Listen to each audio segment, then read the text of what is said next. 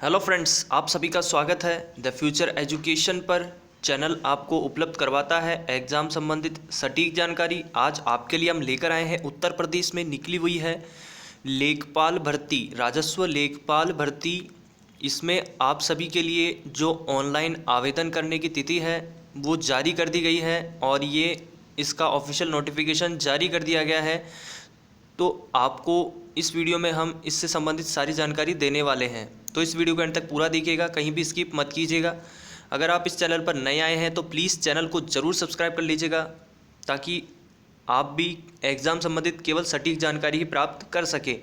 साथ में वीडियो को लाइक और शेयर ज़रूर कर दीजिएगा। तो आपको बता देना चाहेंगे, यहाँ आप देख सकते हैं उत्तर प्रदेश में निकली हुई है भर्ती, जिसमें आपके बताया गया है उत्तर प्रदेश अधीनस्थ सेवा चयन आयोग लखनऊ, विज्ञापन संख्या दी हुई है राजस्व लेखपाल मुख्य परीक्षा। ऑनलाइन आवेदन शुल्क जमा करने की शुल्क जमा करना प्रारंभ होने की जो तिथि है वो है 7/1/2022। 7 जनवरी 2022 से आपके ऑनलाइन आवेदन शुरू हो जाएंगे। ऑनलाइन आवेदन और शुल्क जमा करने की, आवेदन सबमिट करने की जो अंतिम तिथि है वो आपकी रहने वाली है 28 जनवरी 2022। 28 जनवरी 2022 तक आप इसमें आवेदन कर सकते हैं। और आवेदन में संशोधन करने की जो तिथि है वो अंतिम तिथि है 4/2/2022। 4 फरवरी 2022 तक आप इसमें संशोधन करवा सकते हैं। विशेष आपके लिए कहा गया है उपरोक्त विज्ञापन के सापेक्ष आवेदन व फीस जमा करने की अंतिम तिथि 28/1/2022 तक है। इस तिथि के बाद कोई भी आवेदन स्वीकार नहीं किया जाएगा।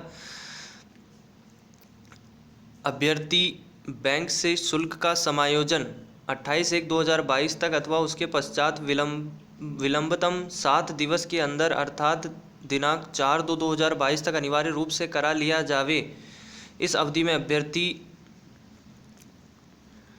इस अवधि में अभ्यर्थी अपने आवेदन में अनुमन्य विवरण को संशोधित भी कर सकता है। ठीक है फ्रेंड्स, तो यहाँ पर जैसा कि इस बोर्ड के ऑफिशियल नोटिफिकेशन में कहा गया है वो जानकारी आपको यहाँ उपलब्ध करवा रहा है द फ्यूचर एजुकेशन। यहाँ आपको बता देना चाहेंगे जो कुल पद रहने वाले हैं वो आपके यहाँ पर दिए हुए हैं। उत्तर प्रदेश अधीनस्थ सेवा चयन आयोग लखनऊ की विज्ञापन संख्या दी हुई है राजस्व लेखपाल मुख्य परीक्षा के अंतर्गत राजस्व परिषद उत्तर प्रदेश लखनऊ के नियंत्रणाधीन 8085 राजस्व लेखपाल के पदों पर चयन हेतु भारत के नागरिकों से ऑनलाइन आवेदन आमंत्रित किए जाते हैं। तो इसमें भारत के कोई भी नागरिक इसमें आवेदन कर सकते हैं। 8000 टोटल 85 पद हैं, 8085। यहाँ पर कहा गया है कि यहाँ पर आपके दो बातें कही गई है, यहाँ पर ध्यान दीजिएगा। यहाँ पर आपके कहा गया है एक तो आप 8085 पदों के लिए आवेदन कर सकते हैं, साथ में एक बात और कही गई है वो यह है कि राजस्व लेखपाल मुख्य परीक्षा हेतु अभ्यर्थियों की शॉर्ट लिस्टिंग उनके प्रारंभिक अर्हता परीक्षा 2021 प्रीलिमिनरी एलिजिबिलिटी टेस्ट PET 2021 के स्कोर के आधार पर ही की जाएगी। अतः इस परीक्षा में प्रतिभाग हेतु केवल वही अभ्यर्थी ऑनलाइन आवेदन कर सकते हैं जो प्रारंभिक अर्हता परीक्षा 2021 प्रीलिमिनरी एलिजिबिलिटी टेस्ट PET 2021 में सम्मिलित हुए हैं एवं उन्हें आयोग द्वारा स्कोर कार्ड वैध संख्यात्मक स्कोर के साथ जारी किया गया है।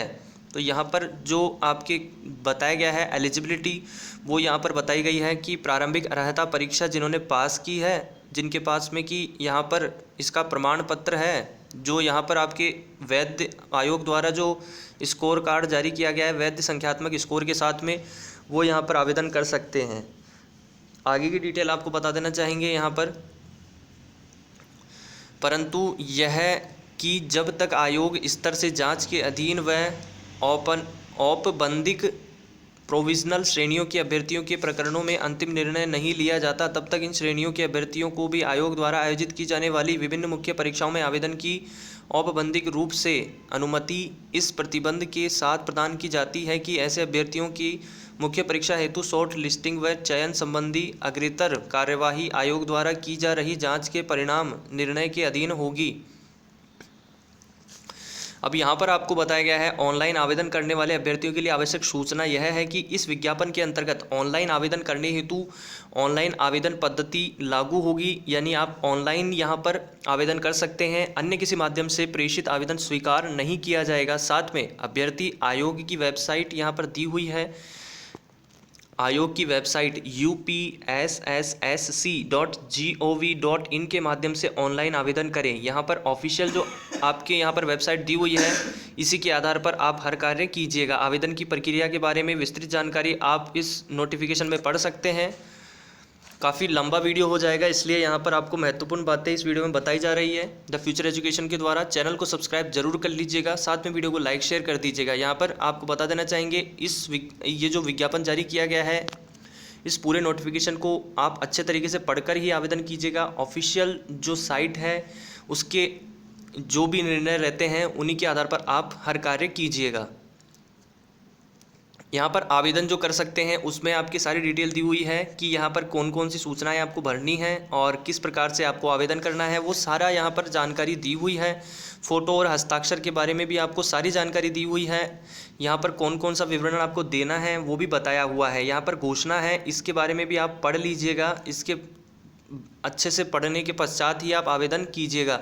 अब आपको बता देना चाहेंगे यहाँ पर फीस और शुल्क जमा करना है, आवेदन पत्र को अंतिम रूप से सबमिट करने की डिटेल यहाँ पर दी हुई है, कैसे आप सबमिट करा सकते हैं।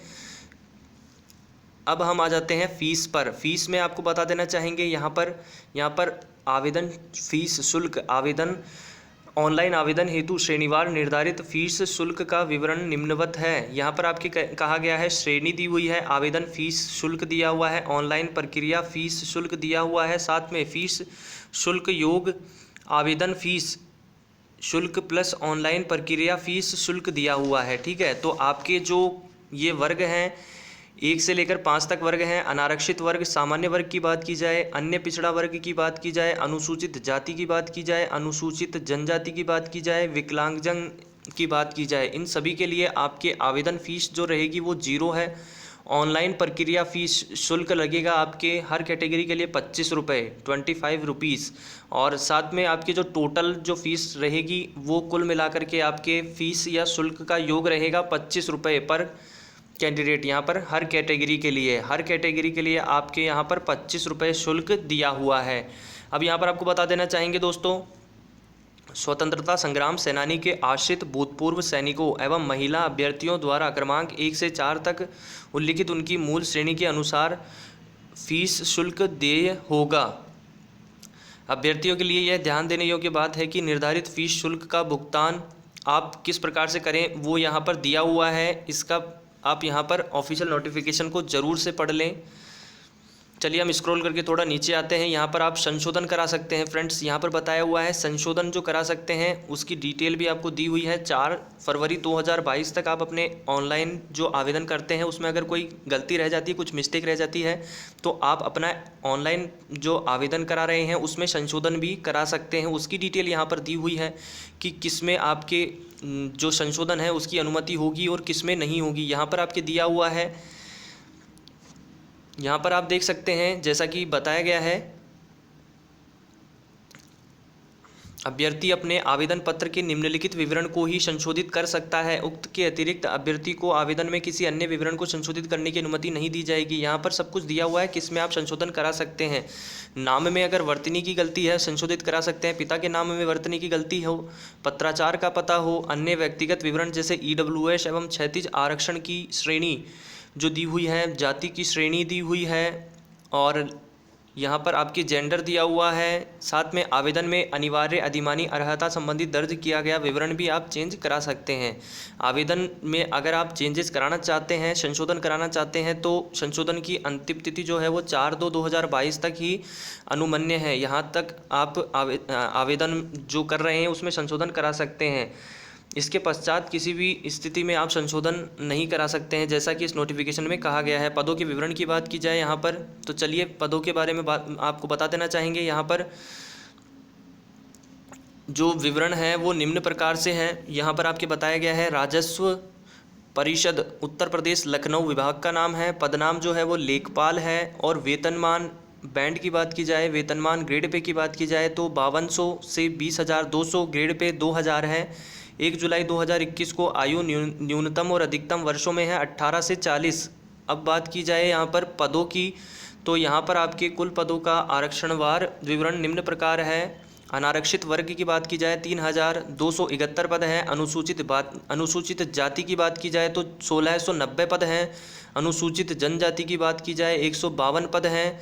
अन्य पिछड़ा वर्ग की बात की जाए यहाँ पर 2174 यहाँ पर पद हैं। आर्थिक रूप से कमज़ोर वर्गों के लिए EWS के लिए 798 पद हैं। कुल मिलाकर के पदों की संख्या जो है वो 8085 रहती है। और यहाँ पर अभ्युक्ति के बारे में बात की जाए तो स्थायी अस्थायी यहाँ पर दिया हुआ है। आगे हम इसको स्क्रॉल करके थोड़ा नीचे आते हैं। यहाँ पर आपको और भी अधिक जानकारी दी हुई है, विस्तृत रूप से इसे समझ लें। क्षैतिज आरक्षण का विवरण दिया हुआ है यहाँ पर, इसे भी आप स्पष्ट रूप से पढ़ लें।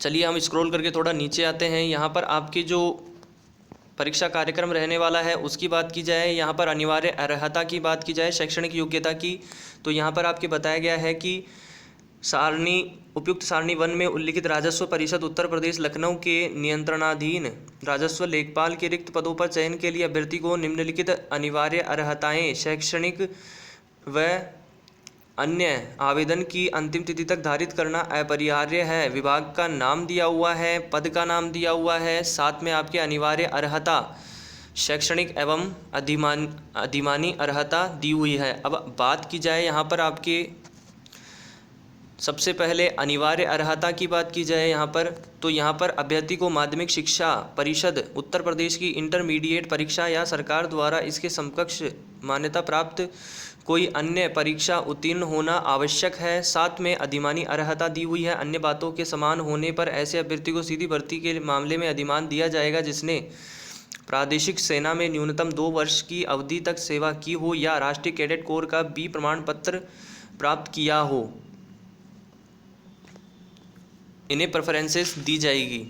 अधिमान का मतलब यहाँ पर हो जाएगा इन्हें प्रेफरेंसेस दी जाएगी। आयु सीमा की आपको जानकारी दे दी गई है। 18 वर्ष से 40 वर्ष के बीच आपकी आयु होनी चाहिए।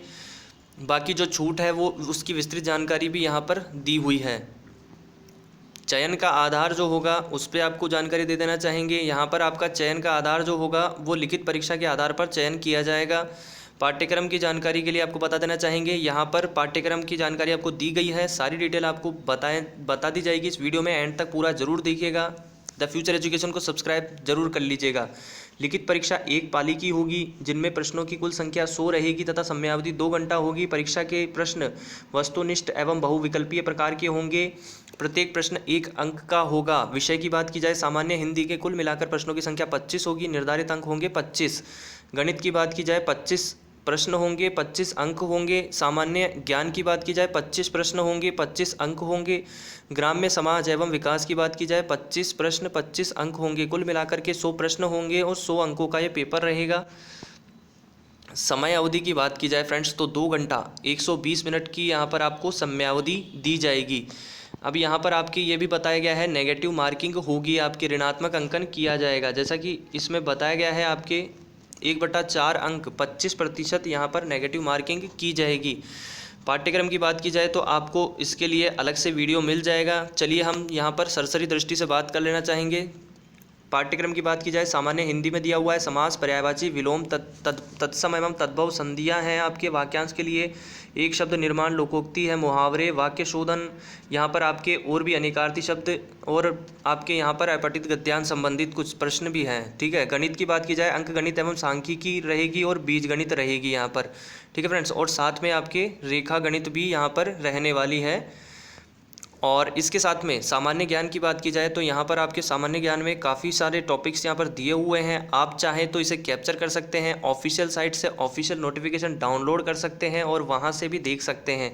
ठीक है फ्रेंड्स, तो इसका सिलेबस की विस्तृत जानकारी आपको उपलब्ध हो जाएगी द फ्यूचर एजुकेशन पर। इसके लिए आपको कमेंट बॉक्स में कमेंट करके ज़रूर बताइएगा कि जितना अधिक आपको आवश्यकता होगी मैं उस अनुसार इसका पूरा विस्तृत वीडियो बनाकर आपको उपलब्ध करवा दूंगा लेखपाल का पूरे सिलेबस का। ठीक है फ्रेंड्स, तो यहाँ पर ग्राम्य समाज एवं ग्राम्य विकास की बात की जाए तो ग्राम्य विकास भारतीय संदर्भ में ग्राम्य विकास कार्यक्रम, ग्राम्य विकास योजनाएं एवं प्रबंधन, ग्राम्य विकास शोध प्रणालियाँ, ग्रामीण स्वास्थ्य योजनाएं, ग्रामीण विकास, सामाजिक विकास, ग्राम्य विकास और भूमि सुधार, त्रिस्तरीय पंचायती राज व्यवस्था, केंद्र एवं राज्य सरकार की ग्राम्य विकास से संबंधित योजनाएं रहेगी। ठीक है फ्रेंड्स, तो यहाँ पर आपको और भी जानकारी दी गई है कि यहाँ पर आपके बताया गया है यदि विज्ञापित पदों के प्रत्युत्तर में प्राप्त आवेदन पत्रों की संख्या अत्यधिक होती है और आयोग के लिए विज्ञापन के सापेक्ष प्रारंभिक अर्हता परीक्षा 2021 के स्कोर के आधार पर मुख्य परीक्षा हेतु शॉर्टलिस्ट किए गए अभ्यर्थियों की संख्या अधिक होने के कारण उनकी लिखित परीक्षा एक ही शिफ्ट में या एक ही दिन में आयोजित किया जाना सुविधाजनक नहीं होता है तो उक्त लिखित परीक्षा एक से अधिक शिफ्टों में आयोजित की जा सकती है। यदि परीक्षा एक से अधिक शिफ्टों में आयोजित की जाती है तो अभ्यर्थियों के स्कोर के नॉर्मलाइजेशन की प्रक्रिया लागू होगी। इस संबंध में आयोग का निर्णय अंतिम होगा। यहाँ पर आप सभी के लिए अभ्यर्थियों के लिए महत्वपूर्ण अनुदेश दिए गए हैं, इनका आप पालन कीजिएगा, इन्हें पढ़ लीजिएगा विस्तृत प्रकार से। तो यहाँ पर आपको सारी डिटेल दे दी गई है। मुख्य रूप से जो डिटेल रहने वाली है वो सारी उपलब्ध करवा दी गई है। बाकी जो भी आपके डिटेल है वो आप इसको डाउनलोड करके और विस्तृत जानकारी विस्तृत रूप से पढ़ करके ही आवेदन कीजिएगा। यहाँ पर आप डेट देख सकते हैं 5 जनवरी 2022 आज का ये लेटेस्ट यहाँ पर आपके जारी किया गया आपकी विज्ञापन है।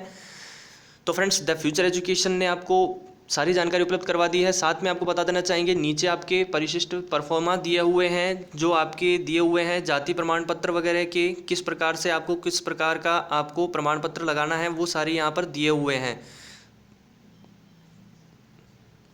तो ये सारी डिटेल आपको उपलब्ध करवा दी गई है द फ्यूचर एजुकेशन द्वारा। चैनल को सब्सक्राइब नहीं किया है तो प्लीज़ फ्रेंड्स चैनल को जरूर सब्सक्राइब कर लीजिएगा, साथ में वीडियो को लाइक शेयर कर दीजिएगा। द फ्यूचर एजुकेशन चैनल का नाम है। द फ्यूचर एजुकेशन आपको उपलब्ध करवाता है एग्जाम संबंधित केवल सटीक जानकारी। तो द फ्यूचर एजुकेशन को सब्सक्राइब जरूर कर लीजिएगा। जो इसका सिलेबस है उसका वीडियो आपको जल्दी ही उपलब्ध करवाने की कोशिश की जाएगी।